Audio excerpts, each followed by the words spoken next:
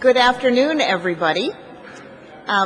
Welcome to Connecticut's Old State House. We're very, very happy to have you all here today. We have a wonderful program planned for you as part of our lunchtime lecture series.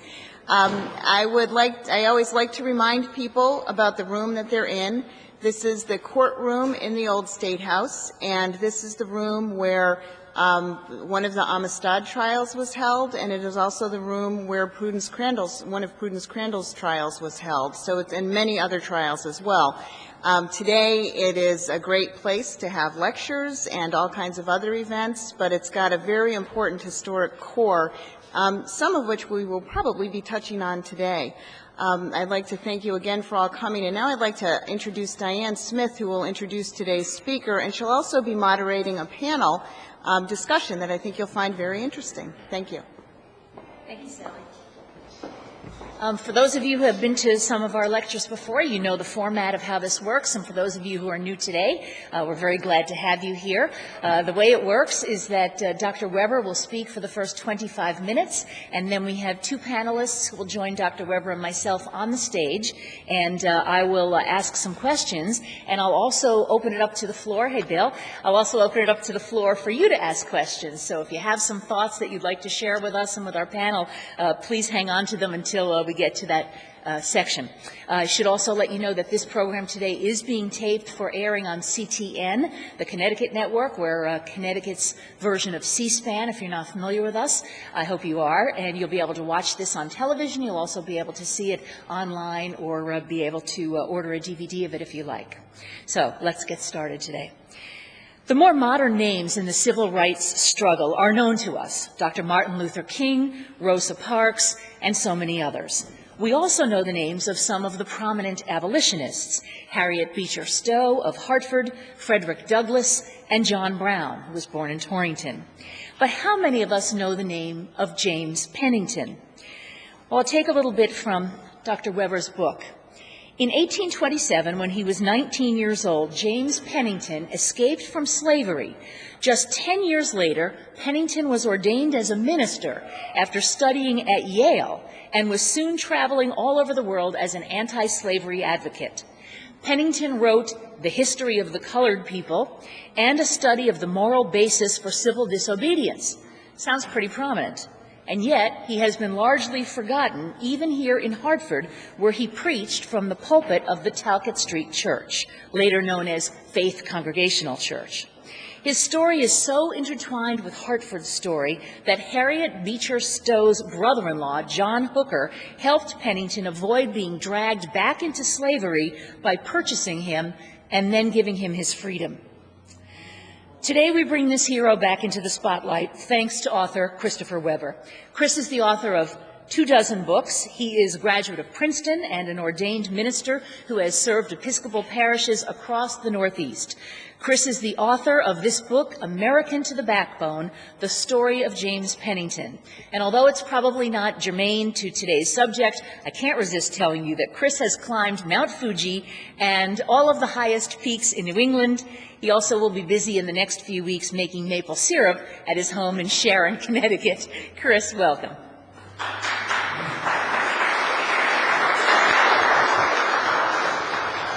Diane, thank you very much, and Rebecca, thank you also for your work in arranging the program today. I'm beginning to wonder about the maple syrup, though.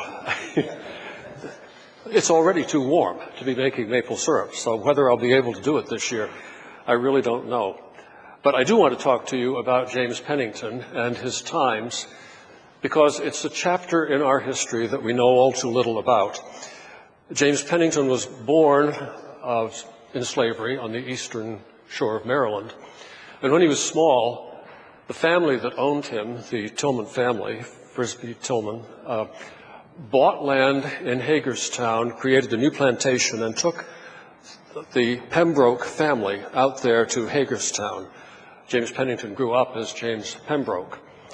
At the age of 19, he decided that he had been beaten once too often, and if he was ever going to be free, he had to act now. If he stayed, he was afraid he would get married, he would have children, he would be tied down, he would never be free. But he thought, I'm young, I'm strong. He knew there was freedom to the north. He had no idea how far it was. It could have been 1,000 miles from Hagerstown to the Mason-Dixon line is 6 miles. He didn't know that.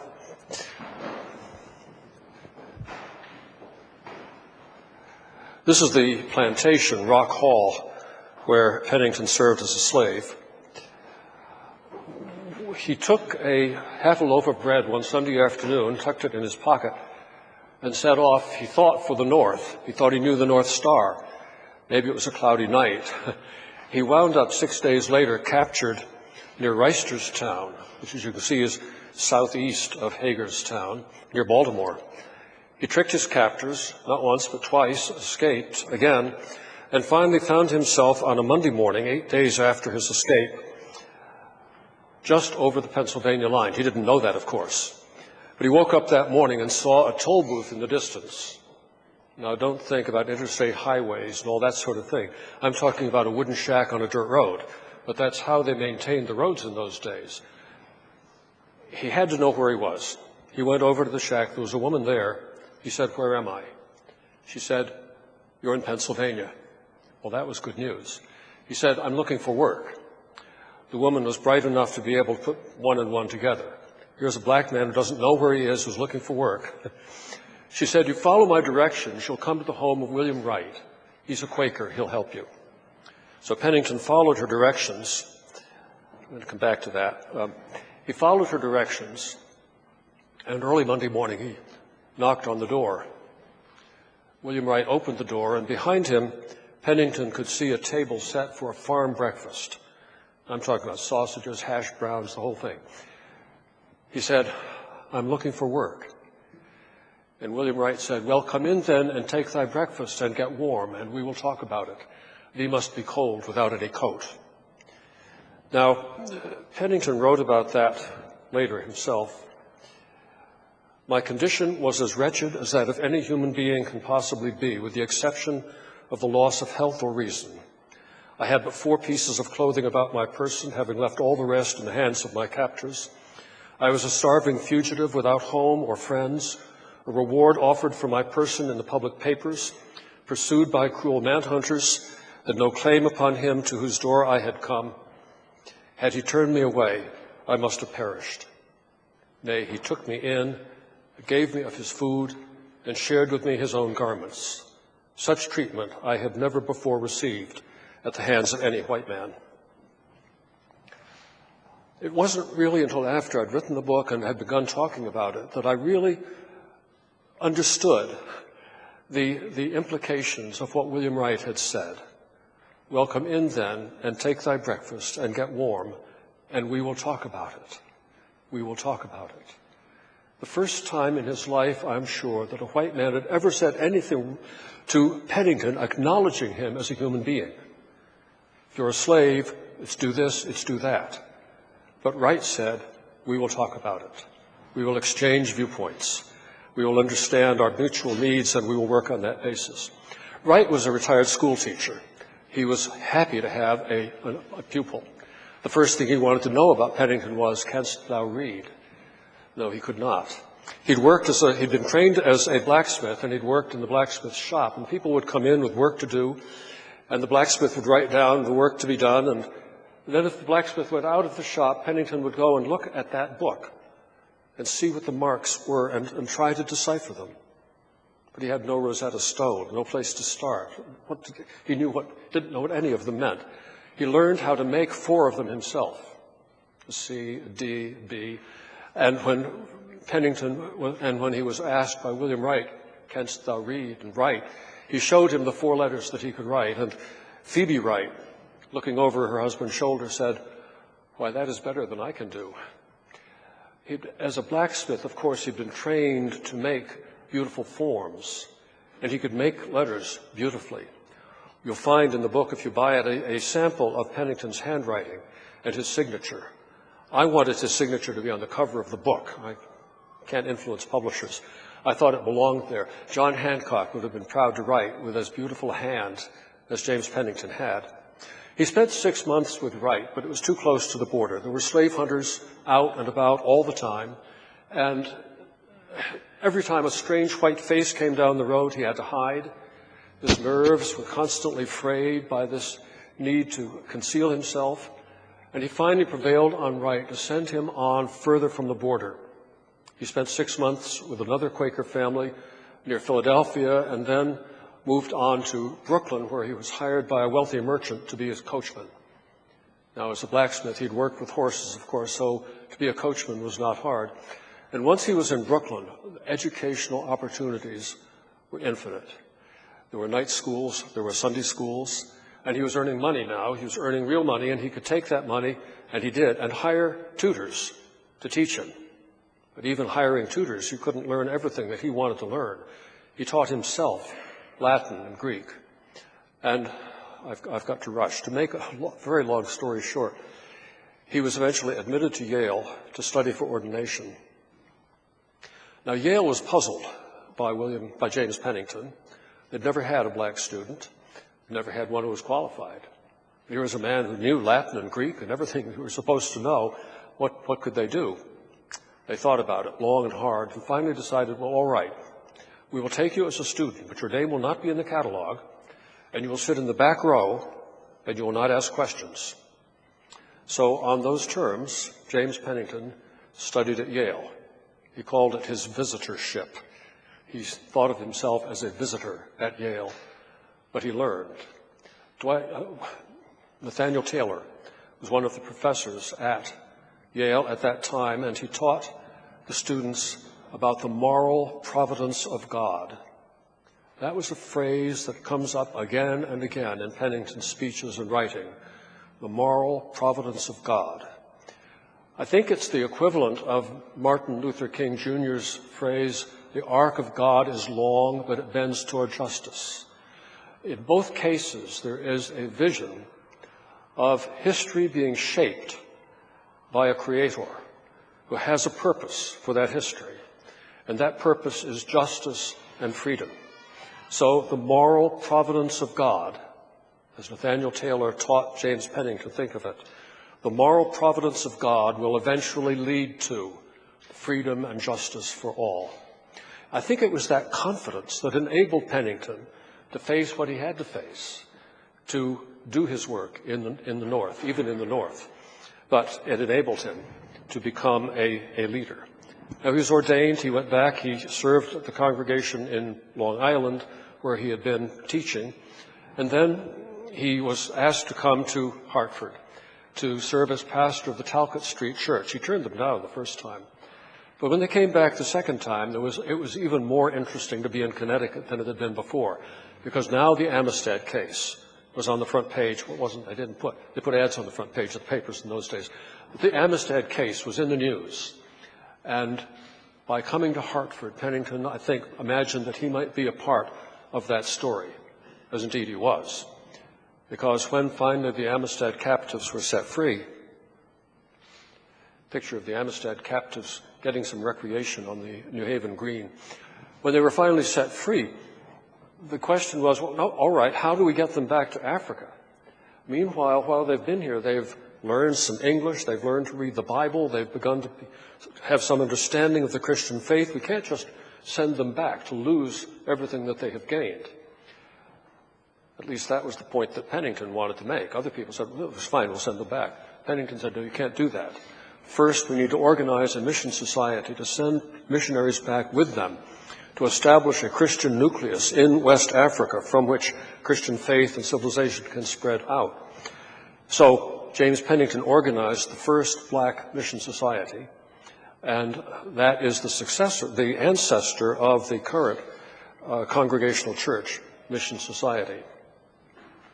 He spent 8 years in Hartford, and I could spend the rest of the time available talking about Hartford. Maybe I should leave you to ask some questions, but there are fascinating stories to tell. It was while he was in Hartford that he was chosen to serve as delegate to the Second International Convention on the Abolition of Slavery, which is to be in London. To get to London, he had to go to New York, get a ship. To get from Hartford to New York, he had to go by train. To go by train, he had to sit in the baggage car, because the train, of course, was segregated, like every other institution in the North in those days. But he did that, and he went to London, and he spent a month in England, and for the first time found himself a part of a white society in which he was treated as fully a part of the society. He could travel anywhere. He could get on any train. He could sit wherever he wanted. He was invited into white pulpits and invited to share in the ministry of communion to a white congregation. People made no difference. And he came back to Connecticut with a whole new view of life in Connecticut, where other clergy exchanged pulpits, but never did they invite him to exchange pulpits. He went to clergy meetings and raised that question. Why is it that in England I could share other pulpits and here I can't? So he began to be invited into other pulpits, began to break down some of the walls that were separating black and white in this state, where black people still could not vote up until the Civil War. From Hartford, he was called to the Shiloh Presbyterian Church in Manhattan. He arrived there about the time that the 1850 Fugitive Slave Act was passed. We may hear a little bit about that more in the panel discussion, the Missouri Compromise and the 1850 Fugitive Slave Act.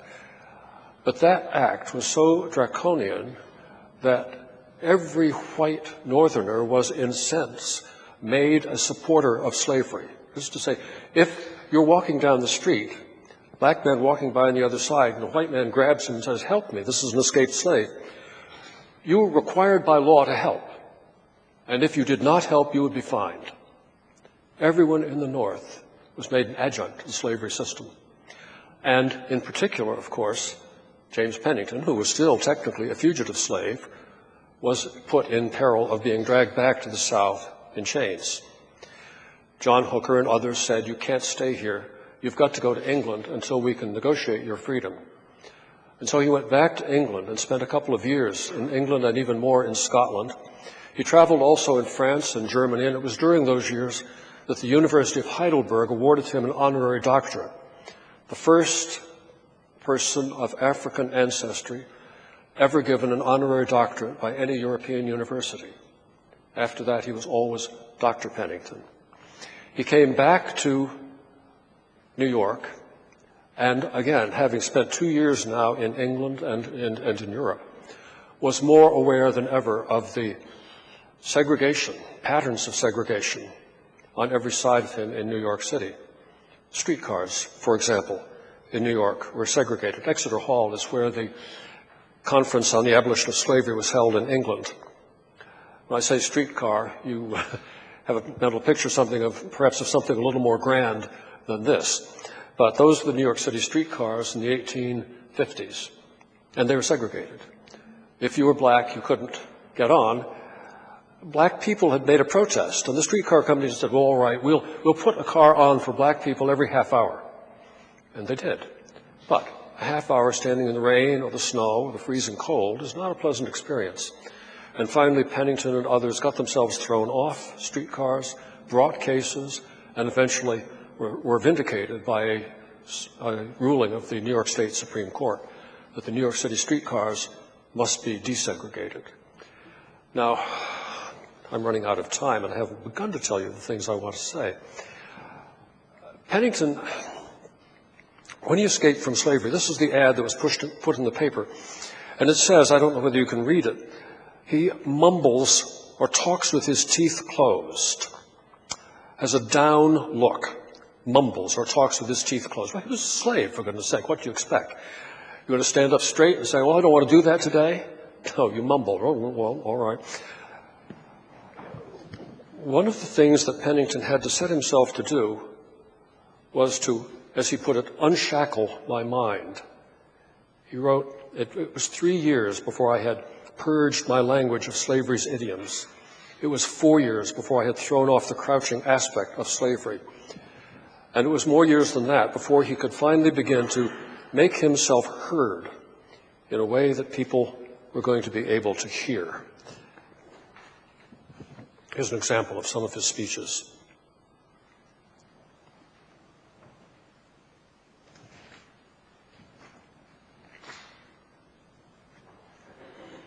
Well, let me skip on a bit, but this is an example of a speech that he made in the 1860s when the patience and endurance were beginning to wear thin.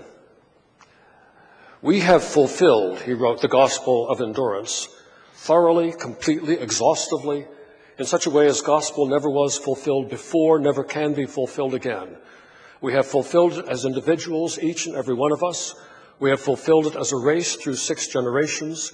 We have fulfilled it in all the relations of life, family, social, political, through all the recesses of the soul, mind, and body, drenched, drained, filled to the overflowing, saturated, crushed from birth to death with this doom of endurance under slavery and caste. Endurance, indeed. That game is played out. There's nothing left of it. There must be a new deal. We must exchange the gospel of endurance for the gospel of resistance.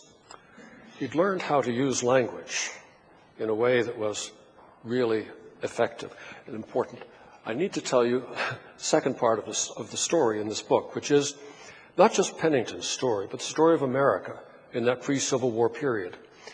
There were people in the North in those days who realized that slavery was bad and something ought to be done about it. I can talk about the pastors in Hartford later if we have time. But some of them got together and said, well, the solution to America's race problem is that we will form an organization to send black people to Africa.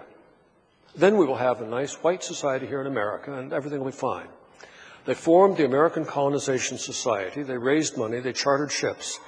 They found black people quite willing to go to Africa. It wasn't a lot of fun being black in America in those days, if it still is. They sent thousands of people to what is now Liberia. But there were other black people who said, wait a minute, this is my country. I was born here. My ancestors fought and died in the Revolution. My sweat is in the soil. Why would I go to a place I have never been rather than stay here and say something about what this country can be? They'd read the Declaration of Independence. All men are created equal, right? So Richard Allen, the founder of the African Methodist Episcopal Church, called a convention to meet in Philadelphia in 1830. James Pennington, 3 years out of slavery, was there. And that small group that met issued a statement to say, we are Americans. This is our country. We are not going somewhere else. Later on, James Pennington said, I am an American to the backbone. And I came across that statement. I knew I had my title. But the Colonization Society had among its supporters former presidents, Supreme Court justices, the presidents of Princeton, Harvard, Columbia, and Yale, Francis Scott Key, Daniel Webster, anybody who was anybody was a member of the American Colonization Society. My wife was looking through a diary kept by her great-grandmother just this last week. She thought she remembered something, and she found it. In the first week of May in 1828, her great-grandmother went to a meeting of the New York Abolitionist Society, at which James McCune Smith, and I wish I had time to talk about him, was one of the speakers. And my great-grandmother-in-law said she thought slavery was totally wrong, but abolitionists caused more problems than they solved, and the Colonization Society had the proper answer. So all of a sudden, I found myself directly related to this period of time through my wife's great-grandmother. Rather a startling experience.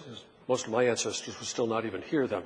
At any rate, the American Colonization Society led to the creation of the Negro Convention movement, and those two groups fought through the rest of the pre-Civil War period over their vision of America. What is this country to be? What can it be? James Pennington said it well, I think, in a speech in Scotland some years later on. And these speeches always disappear just when you want them.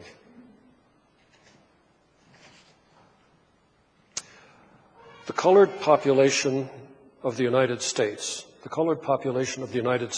he said, have no destiny separate from that of the nation in which they form an integral part. Our destiny is bound up with that of America. Her ship is ours, her pilot is ours, her storms are ours, her calms are ours. If she breaks upon any rock, we break with her. If we, born in America, cannot live upon the same soil, upon terms of equality, with the descendants of Scotchmen, Englishmen, Irishmen, Frenchmen, Germans, Hungarians, Greeks, and Poles, then the fundamental theory of America fails and falls to the ground. Let me just read you a closing paragraph. I began doing this some while back, and then I realized that you're not supposed to tell people how the book turns out if you want them to buy it.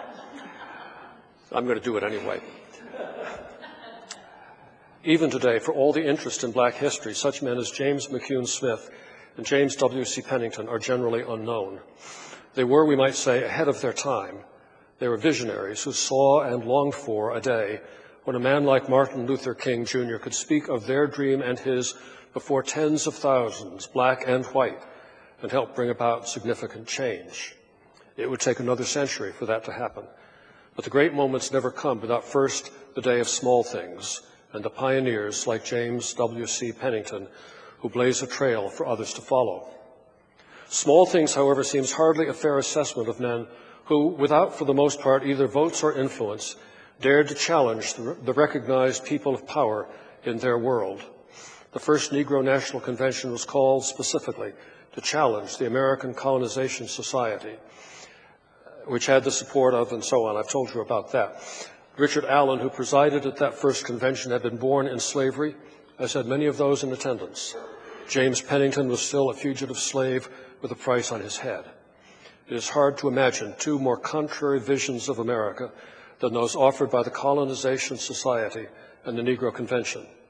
But it was the fugitive slave and his colleagues, rather than the President of the United States and his colleagues, who changed the terms of the debate and ultimately prevailed.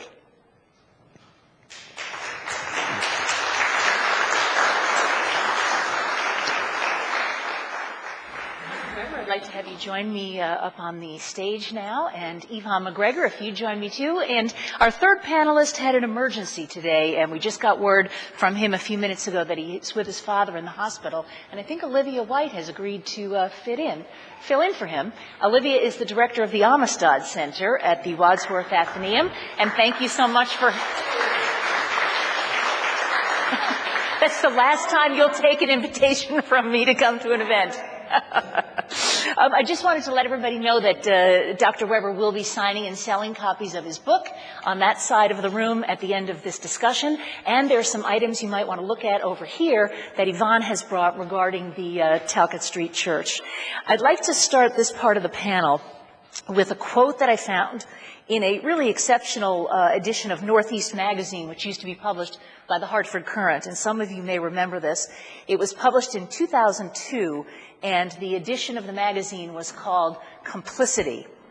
And it said, Connecticut became an economic powerhouse in the 18th century, far out of proportion to its tiny size, because we grew and shipped food to help feed millions of slaves in the West Indies.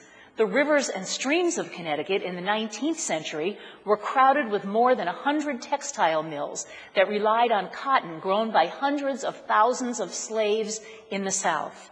Up to the edge of the 20th century, two towns on the Connecticut River were a national center of ivory production, milling hundreds of thousands of tons of elephant tusks procured through the enslavement or death of more than 1 million people in Africa.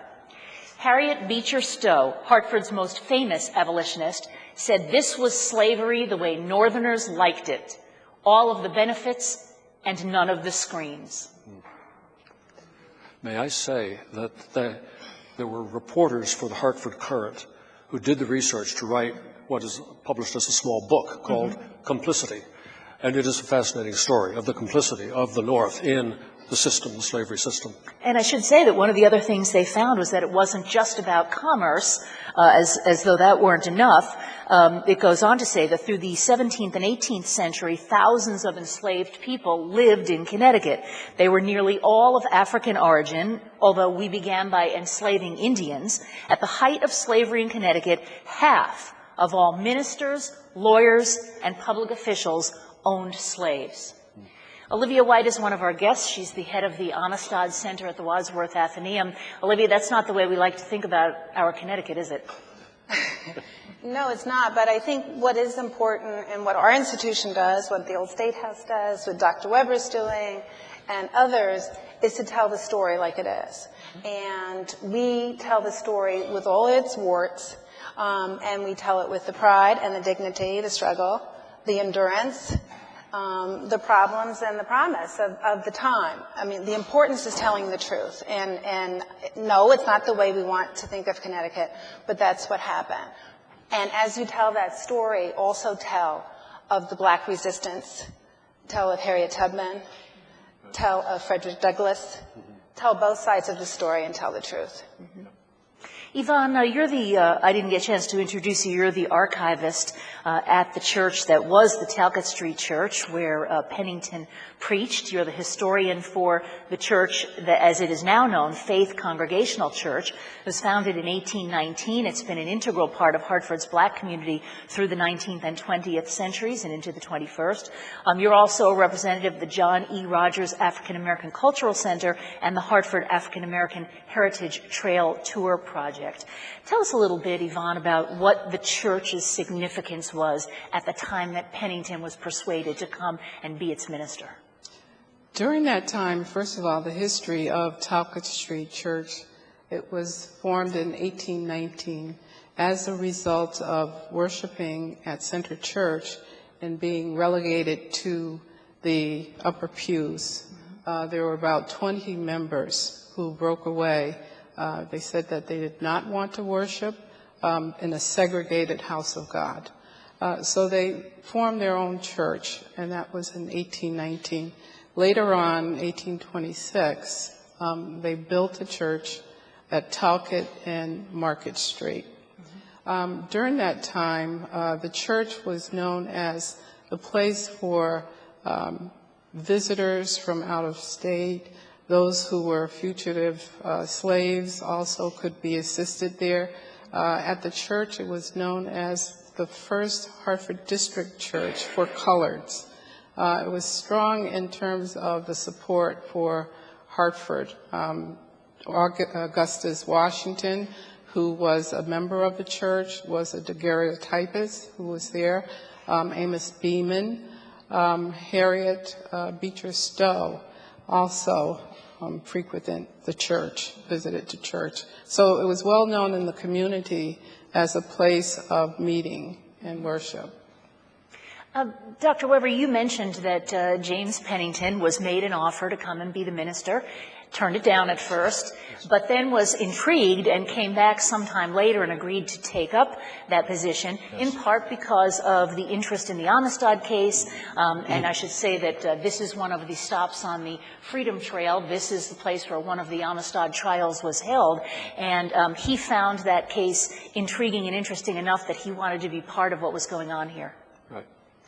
And as I said, he was a part of it in that he formed the mission society that would enable missionaries to go back with the captives to form a nucleus of Christianity in West Africa. And that was effective, and that nucleus did survive for some time, eventually died out. But he came to Hartford. There are other things to be said about Hartford. When he first came here, I looked in the Hartford Street Directory to see where he lived. I said to people when I was doing the research, I want to know what he ate for breakfast. I want to know everything I could about him. And I found that eventually he lived in a house on Village Street, a yellow frame house on Village Street. So I can picture that. But when he first came, he couldn't find a house to buy. A, he didn't have very much money, and B, there weren't many people willing to sell to him. He lived at addresses which clearly were servant quarters. In a big house, there'd be a back entrance. And the first couple of addresses are the back entrance, something of that sort. And then eventually a white lawyer, Seth Terry, who was commemorated in Terry Street out in the western part of the city. Seth Terry had an estate come into his hands, including a house. And he also had a client, waiter at one of the hotels, a man called Noble Jones, who had given Terry his money to invest. As a waiter, he was doing well. And so it was Seth Terry who put together Pennington's need, Jones's money, and the house and the estate to enable Pennington to have a house in which to live. So even in Hartford, even if you were the pastor of a church, you couldn't easily find a place to live. And I could say something about his colleagues in ministry, too. The Center Church in those days, the pastor was a man named Joel Hawes. And the North Church, the pastor was Horace Bushnell. Everybody knows about Bushnell. Hawes was here just as long. Both of them served 40, 50 years in ministry here in Hartford. And two more different people you'll not find in one church. Both congregational pastors, both liberal, both well-intentioned, both thought slavery was wrong. Hawes joined the Abolition Society. He was an officer of the Abolition Society, seldom went to meetings, and he never mentioned it in the pulpit because he said religion is a private matter, and he didn't see any way that what he did in church had an impact on society. Someone asked him after some 30, 40 years of ministry in Hartford, had the city changed in his years? He thought about it and he said, well, yes, I think there's less public swearing than there used to be. So if that's what he'd accomplished. Come back now. That was Joel Hawes. Horace Bushnell never joined the Abolition Society, similar reasons. He thought it wasn't proper for a clergyman to do that. He did preach against slavery because he thought it was wrong, but he didn't think it was a significant problem because he thought black people as an inferior race were going to die out eventually and it wouldn't matter. He said that Native Americans are dying out, black people are going to die out. He thought the Irish would die out too. The inferior races would just sort of succumb to Anglo-Saxon superiority. So that was Bushnell's attitude toward things. And these were James Pennington's colleagues in ministry in the city of Hartford. Yvonne, how does a story like Pennington's get lost in history so that even those of us who live here in Hartford don't automatically know his name? Well, first of all, I think because there were other well-known names like Frederick Douglass, those types of folks who got the limelight. Also, from the church's perspective, there aren't a lot of artifacts or papers or memorabilia that has been carried over from Talcott Street through fires or floods and that sort of thing. So until someone really wants to pick up the banner, and as Christopher Weber has, to talk about this hero, you won't find much information about him that is published. Right. I think it can also be said that Frederick Douglass was a full-time abolitionist. Mm-hmm. That is what he did. He wrote, he spoke, he traveled, always in the cause of abolition. Pennington, I've said this before, had a day job. Right. He was pastor of a congregation.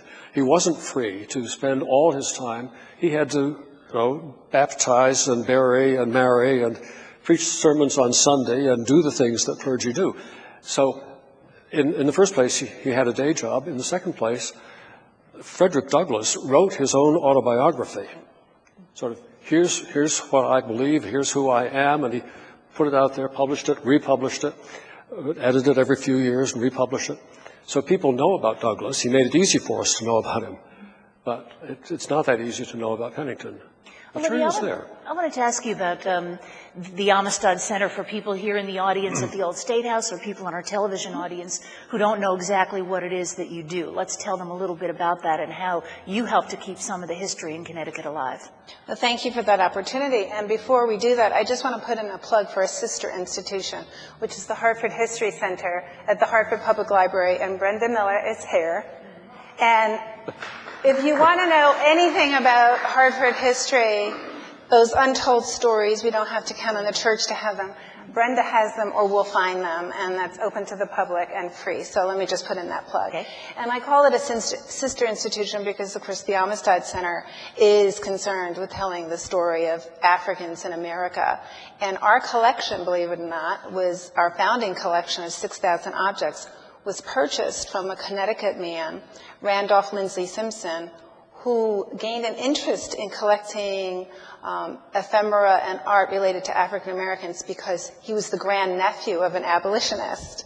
He was white, he was an opera singer, and he worked at Tiffany's, but he had this interest because of his family history. So we are located at the Wadsworth Athenaeum, and we are a museum within a museum. We do exhibitions, we do programs, we have membership, we have a board of trustees, so that we offer opportunities for our community to learn about the Africans in America. And we feel that we are as much of a place to enjoy art as it is to be educated. And I see a lot of young people here, and I hope you got the message that education equals freedom and freedom equals education. I think that's part of Pennington's story. And we think people learn in different ways, and one of the ways they learn is by seeing and listening and doing, as well as reading books, which often don't tell the story of Africans in America. We skipped from we were slaves, Lincoln freed us, and then there was Martin Luther King. There's a lot in between that the Hartford History Center, books such as Dr. Weber's and the Amistad Center can share with you. So use all of your resources to learn about your culture and our history. And since we do have a number of students here and a large number of people who probably want to ask questions, I want to open it up to questions. Because we're taping this for a television show, it would be preferable if you can, if you'd raise your hand and I'll call on you, and Adam will come to you with the microphone so that we can get your question. I have a question I want to ask one of the audience members first, though, Adam, and she's sitting in the back right in front of the camera. It's Catherine Kane, who's the director of the Harriet Beecher Stowe Center. And Catherine, she's in the blue jacket right in front of the camera. Catherine, the question I wanted to ask you was that one of the things that intrigued me in reading the book about James Pennington was that although he became this very educated man, went to Yale, became a minister, was able to travel the world, he lived in fear of being dragged back into slavery. And so Harriet Beecher Stowe's brother-in-law, I guess it was, actually purchased him. What do we know about that story, and how common was that among people like the Stowe family? Really wonderful question. I think Dr. Weber should actually answer that question. But the individual we're talking about is Stowe's brother-in-law, Mary Stowe's sister, Isabella Beecher Hooker, John Hooker, who was an attorney and was involved, the Hookers, as well as the Stowes were involved in anti-slavery activities. So that, I would ask Dr. Weber to answer that question, but it was not an unusual. So, for example, Stowe's brother, Henry Ward Beecher, at his church in Brooklyn, he was an internationally famous minister with a huge congregation, would publicly bring attractive young enslaved women onto his podium and ask the audience to gather the money to free these young women and purchase them. And a number of individuals were freed in that manner. Reverend Pennington, whom the Stowe Center also talks about in our interpretation, is a fascinating story. So, Dr. Weber, will you share that with us? What I was looking for, actually, was some of the quotations having to do with the relationship between Harriet Beecher Stowe and James Pennington. Because when she wrote Uncle Tom's Cabin, a lot of people in the North said, oh, that's an exaggeration. People in the South particularly. That's an exaggeration, not nearly that bad. And so she wrote a second book called A Key to Uncle Tom's Cabin. And she wrote to James Pennington for supportive material.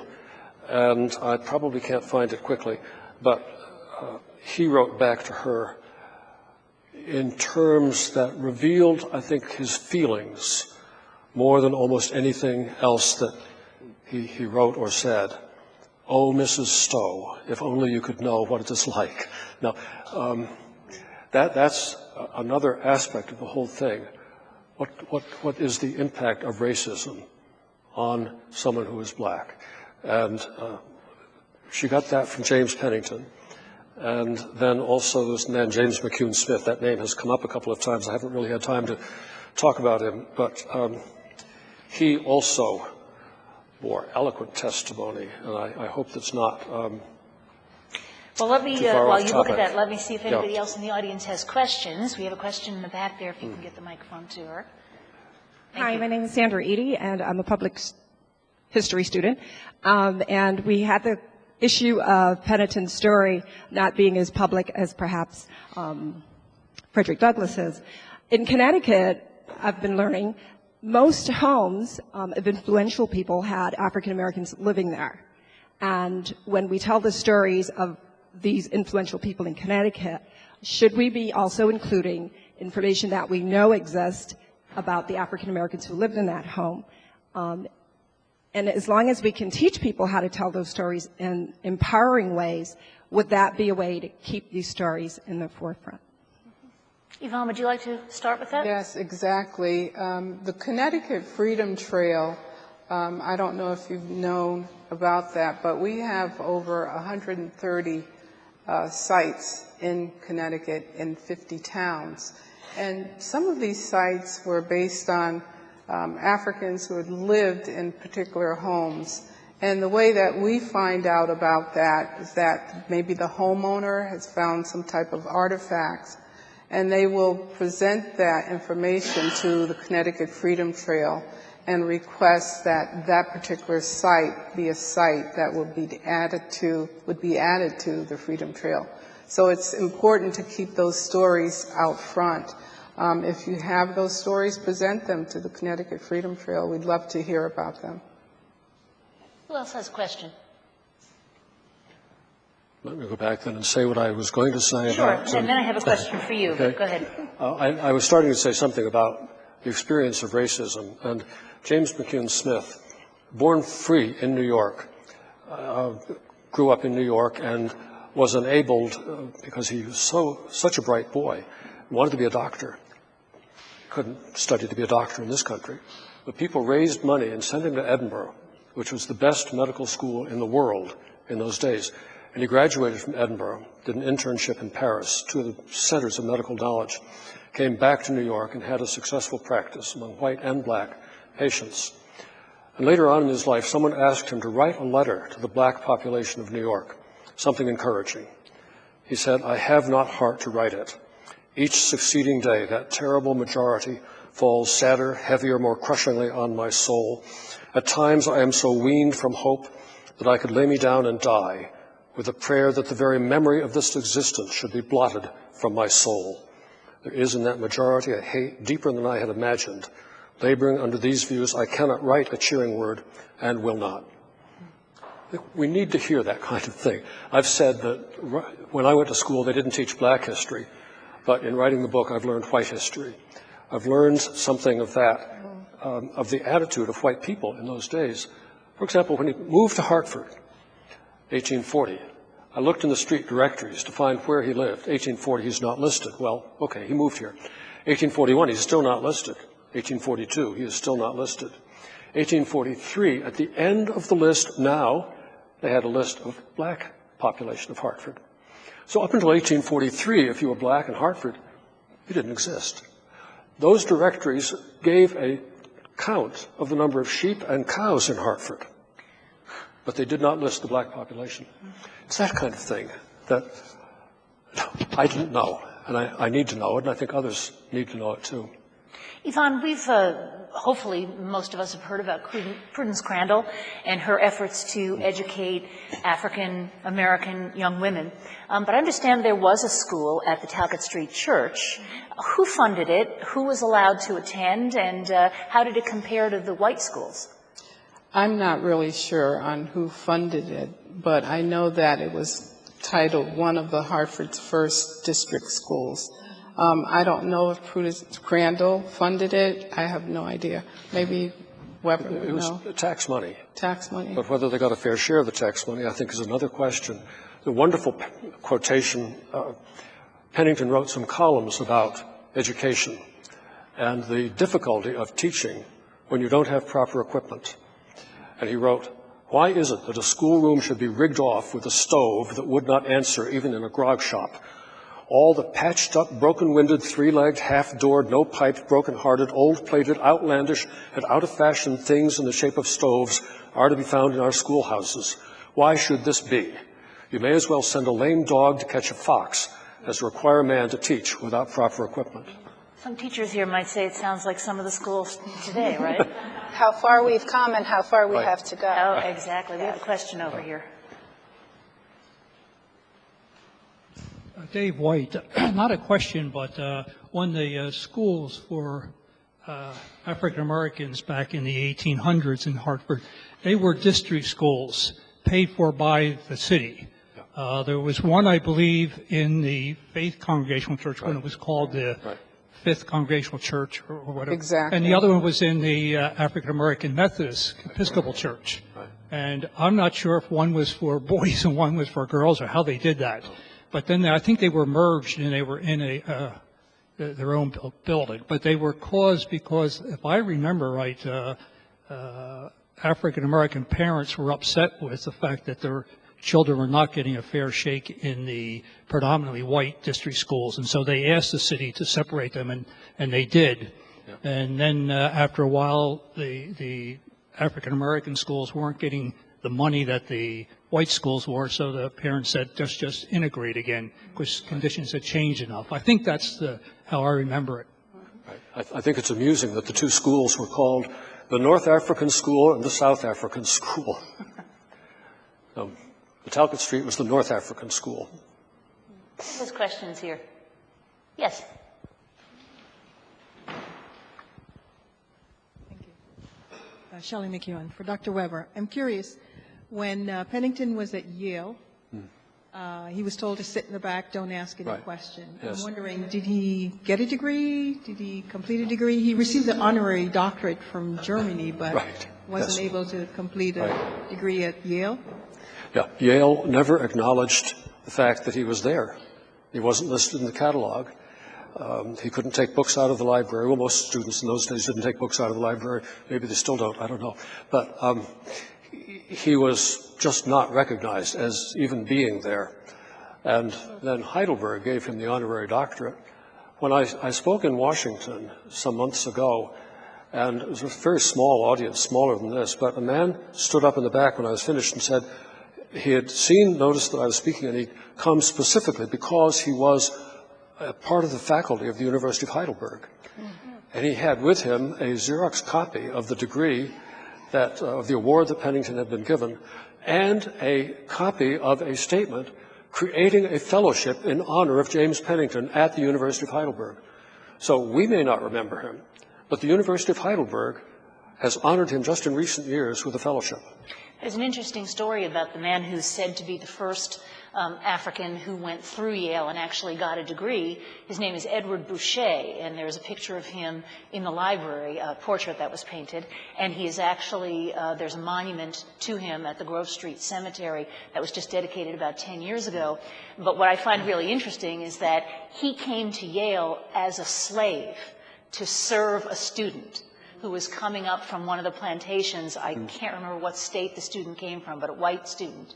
He came up as a slave, and the student made him a deal that upon his graduation, he would free Edward. And Edward then applied for admission to Yale and became Yale's first black graduate. So, and he is remembered official. there. First official black. Yeah, first official, right. Yeah. Do we have any other questions about slavery in Connecticut or about any of the issues that James Pennington raises? Yes. Hello, I'm Sharon Steinley, a member of Faith Congregational Church. Dr. Weber, you made mention that Reverend Pennington's colleagues were both Congregationalists. I was wondering whether or not there were any other religious organizations actively engaged in abolitionism. Were there other religious organizations actively engaged? Is that what you said? Besides the Congregationalists. Besides the Congregational Church. There were pastors in every church who were opposed to slavery, and some took a fairly active role in abolition societies. It was a divisive issue in the churches, so that the Methodists, the Presbyterians, and the Baptists all, in the years before the Civil War, became divided, north and south. Southern congregations would no longer stay in a church that had an abolition movement in it. And so it was, I can't name offhand particular individuals.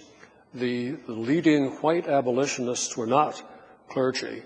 William Lloyd Garrison, in fact, became something of an atheist. He didn't think religion was any use at all in the abolition movement. And Lewis Tappan, the leading New York abolitionist, was a merchant. I can't really tell you of a leading white clergyman of any of the churches in the abolition movement. We have about 5 more minutes for our program, so if we have questions, I'd like you to ask them now, yeah. My name is Fitzgerald Heslop, and I'd like to say, first of all, thank you for the opportunity for all of you on the panel to, as a young person, learn about the history of slavery in Connecticut. I think it's a phenomenal thing to go back into history to try to find whose we are at times, because in this particular day and age, it seems oftentimes that my generation is a little bit lost. I don't speak on behalf of us. I just believe that it has been my experience thus far that that is the case. I direct my question to you, Dr. Weber. As already has been indicated, we jump from Amistad to Abraham Lincoln, freeing the slaves, Emancipation Proclamation, onward to Martin Luther King. And I suspect history will record that we'll bounce right on to President Obama very soon in terms of how history records where we've been. Right. My generation, and you've mentioned already that Martin Luther King at one point in time said, the arc of history is long, but it bends towards justice. My concern is that there's a point at which it doesn't bend by itself. We have to place our hand on that arc, as has already been said throughout history as well, and bend it in the direction of our highest aspiration. I'm concerned about, Dr. Weber, what has been your experience with young people and our disconnect to some extent with history, and how you would recommend we move forward boldly to be able to reclaim some of that history and understand it collectively.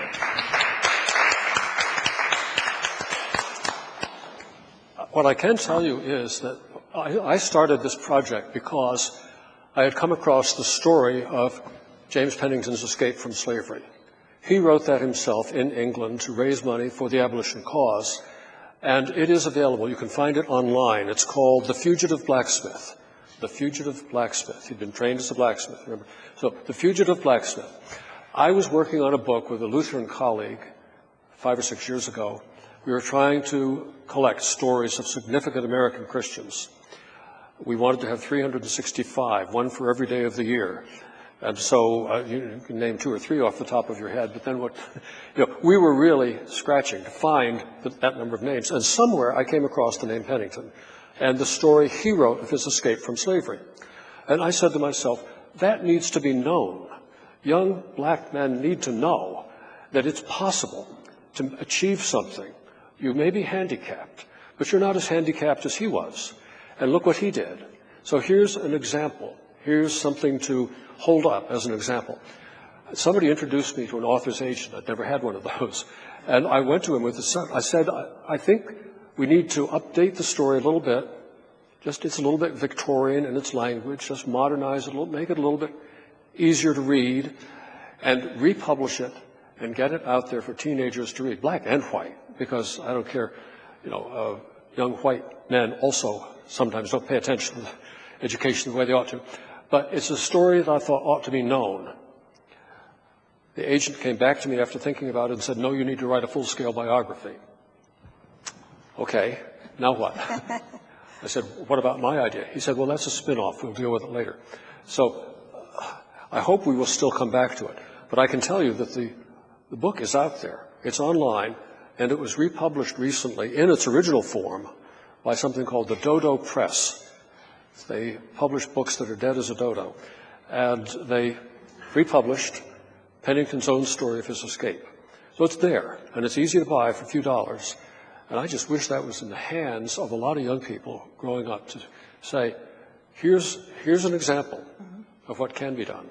Although I think Fitzgerald is bringing up an even larger question, other than this one story, which is how to connect a generation with its history so that it has the insight and foresight to be able to go forward. I wonder if anybody in this audience, educators or otherwise, has opinions on how to do that. The head of the Hartford Public Library's History Center is here. How do we bring students into these stories and reconnect them? Fitzgerald talked about the disconnect. And we have to teach research skills. I think we have to talk to the kids about what they do, that they're connected online, and show them how they can research online as well, so we can hit them where areas that they work, look at history, know that they have the power to remix history, get them used to the tools and language so that they're interested in going into the collections. I think we have to take a very modern approach to how we're going to reach these kids. Do any of the students from Job Corps have any comments on that, on what Fitzgerald said, or on how you get it back and how you get involved? Nobody who wants to speak up? I think you have an opinion, but I don't know that you want to offer it. Have a in the back there. I am a licensed teacher, and I taught social studies in Hartford for 4 years. And one of the things that I did was to get myself familiar with African American history as a teacher and simply incorporate it into the history that I was teaching about Native Americans and the history I was teaching about Connecticut and its citizens. And the kids really like when you can incorporate a piece of their history into the popular history that's being taught. And in Hartford, for example, where we have tons of Caribbean citizens, well, Complicity gave us so much information about how the West Indies and Connecticut are interrelated and people move back and forth and goods move back and forth. And so I would use that. I would also bring in the South and their Southern heritage into discussions about the Civil War or there are a myriad of ways. I think we just have to teach our educators how to bring that history in. What I've done, Diane, for the Connecticut Freedom Trail, introduce the subject to school children, visit the schools. I presented PowerPoints and links to the Connecticut Freedom Trail. Once they visit the Connecticut Freedom Trail, there's a wonderful opening by Sergeant Webb, who was a soldier. And so the website is very colorful, it's active, the kids can ask questions, and based on that, the last presentation I did was in New Haven at the Foot School. The children were excited. Now they look for the symbol for the Freedom Trail. Wherever they go, they write letters, how important it was for them to learn about the Connecticut Freedom Trail. They did not know what it meant or what it was. So it's a matter of getting out there, telling the story, asking to be invited into the schools so that you can talk, particularly during Black History Month. We have time for one more question or comment. Yeah, right here.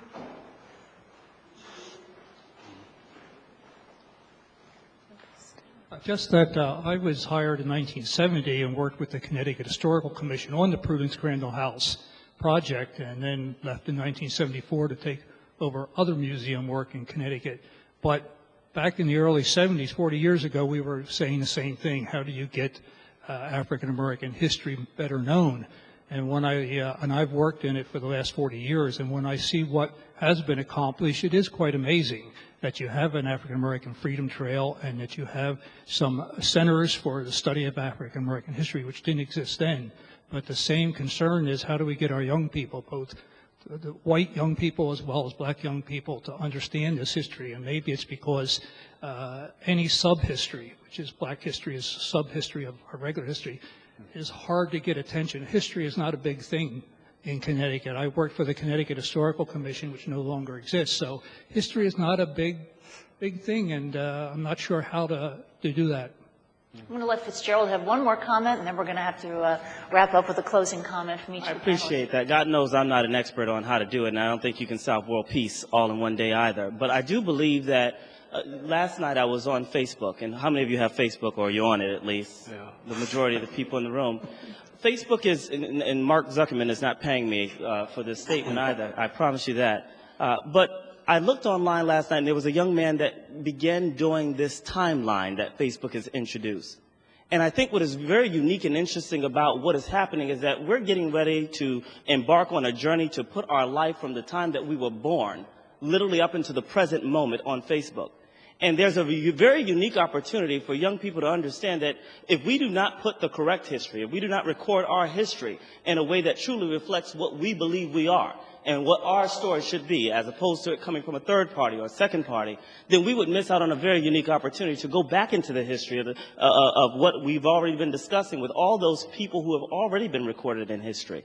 I think it's a very unique opportunity from a Facebook standpoint that is the way to connect with people, because God knows history has been born for me since day one. I've tried to avoid every class imaginable that has anything to do with me having to read. But Facebook offers, in my opinion, a very unique opportunity for those educators and schools alike to introduce people to how to record your history, and furthermore, how to go back and understand somebody else's. Thank you. All right, well, thank you. I want to let each of the panelists just make a quick closing remark. Olivia, I'll start with you. Well, who could top that? But I think one nugget out of what Cheryl was saying is, in terms of reaching students, you have to meet them where they're at. And I think a lot of them are on social media. I'm not, but you're welcome to it. They're online and on land, and I think that we need to meet you where you are. That's the first step. We can't lay it on you. And I don't know that my institution or any of our institutions do a good job of coming to you. And I think I've taken that lesson away from what you've just said. Thank you. Yvonne? Well, I've found that there are young people who are really interested in history, and it's the way that it's presented. In my experience in going out and talking to schools and presenting the Connecticut Freedom Trail, there is an excitement and willingness to learn, and there are things that they did not know that they want to learn more about. So it's still an effort to go out, present the history. You can call the schools, you can call churches, any organizations, and they would be willing to listen to the story. They're more than anxious to listen to the story. Also, as part of the Connecticut Freedom Trail, the website I wish you all would visit is connecticutfreedomtrail.org, and you will see the sites that you can visit. They're in Connecticut. A lot of them are free. During September every year, we have celebrations throughout Connecticut celebrating the Freedom Trail, the history of African Americans in Connecticut. So I wish you would join us during that time. Yvonne McGregor, thank you for being with us. And Chris Weber? Well, history fascinates me, and biography fascinates me, always has. But I think what we need to ask people to do is just think of your life in terms of something broader than just the immediate goal that you may have, to get enough money to go to McDonald's this weekend or something of that nature. I look back and I see what people thought in the 1840s. And I think, I wonder how I would have felt and what I would have said. Suppose I'd been pastor of one of the white congregations in Hartford in those days. Why would I have taken a more intelligent stand than the very intelligent people who were here in those days? And I look at our society and see how we're dealing with issues of illegal immigrants or the 1% or the 99%, or however you want to frame it. There is a cause toward which justice is still out there somewhere. It's not here yet. And why are we not doing something to provide or to lead toward a better future for our own children, our own friends and descendants? There's work to be done.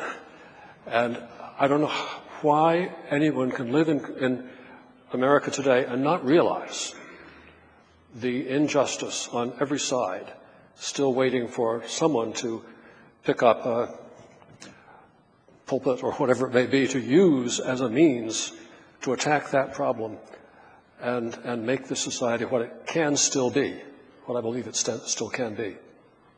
Thank you very much, and I want to thank all the panelists for being with us. Thank all of you for being with us.